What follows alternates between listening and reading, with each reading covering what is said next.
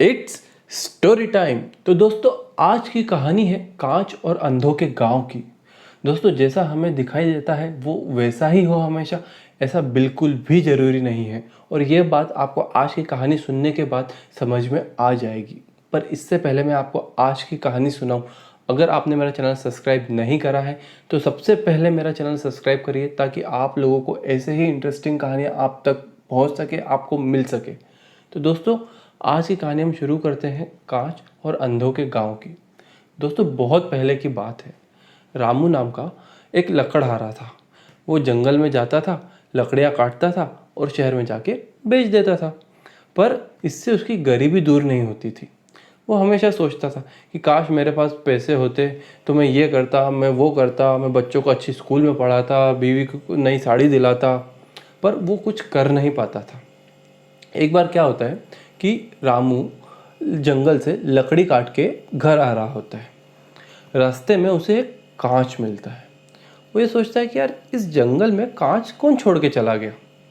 वो उस कांच को उठा लेता है। जैसे ही वो उस कांच में अपने आप को देखता है, वो देखता है कि उसके गले में एक सोने का हार और सिर पे एक सोने का मुकुट है। उसे आश्चर्य नहीं होता है, तो वो वापस देखता है। वापस उसके गले में एक सोने का हार और सिर पे सोने का मुकुट होता है। वो दौड़ता दौड़ता दौड़ता गांव आता है और अपने दोस्त शामू को बताता है कि यार मैंने इस कांच में देखा और उस कांच में मैं अपने आप को अपने गले में एक सोने का हार और एक सोने के मुकुट के साथ देख रहा हूँ। शामू जो कि उसका एक मोटा सा दोस्त था और हमेशा चाहता था कि यार मैं दुबला हूँ और हैंडसम दिखूँ। शामू बोलता है कि यार मुझे विश्वास नहीं हो रहा, मुझे दिखा। शामू जैसे ही उस कांच में देखता है, वो अपने आप को एक दुबला और हैंडसम सा लड़का देखता है। शामू को बिल्कुल भी विश्वास नहीं हुआ। शामू फिर से देखता है, फिर से वो अपने आप को एक हैंडसम लड़के के तौर पे देखता है। फिर तो ये कांच की बात पूरे गांव में आग की तरह फैल गई। हर कोई उस कांच में अपने आप को देखना चाहता था। रात होते होते तक आधे गांव ने उस कांच में अपने आप को देख लिया था। दरअसल कांच आदमी की वो दबी हुई इच्छा अपने आप को दिखाता था जो आदमी अपने आप को बनाना चाहता था। रात को सब सो जाते हैं। अगली सुबह जैसे ही सब उठते हैं, आधे से ज़्यादा गांव को दिखना बंद हो जाता है। रामू, शामू, उसके दोस्त कोई भी कुछ भी नहीं देख पाते हैं। पूरे गांव में हाहाकार मच जाता है।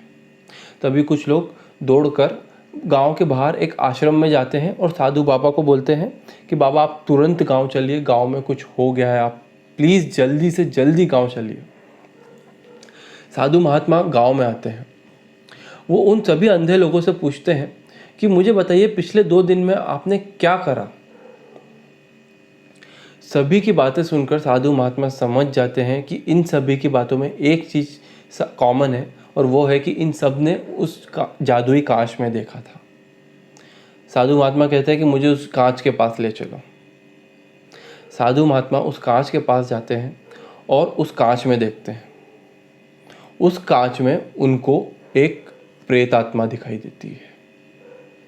साधु महात्मा समझ जाते हैं कि इस प्रेत आत्मा ने ही इन लोगों की आंखों की रोशनी खींची है।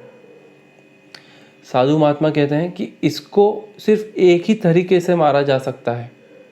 साधु महात्मा सभी गांव के अंधे लोगों को एक जगह इकट्ठा करते हैं और उनके सामने वो जादुई कांच रखते हैं और सामने दुर्गा माता का फोटो रख देते हैं।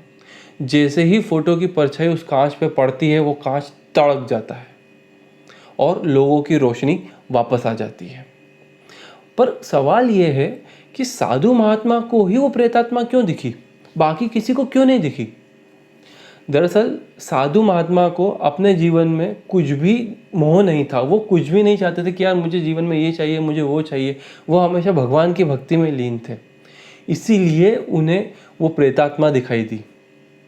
तो फाइनली सब लोगों की आंखें वापस आ जाती है, गांव में फिर से खुशहाली लौट आती है और रामू ये निर्णय करता है कि रास्ते में की पड़ी हुई अब कोई सी भी अनजान चीज़ को मैं न तो हाथ लगाऊंगा न ही उठाऊंगा।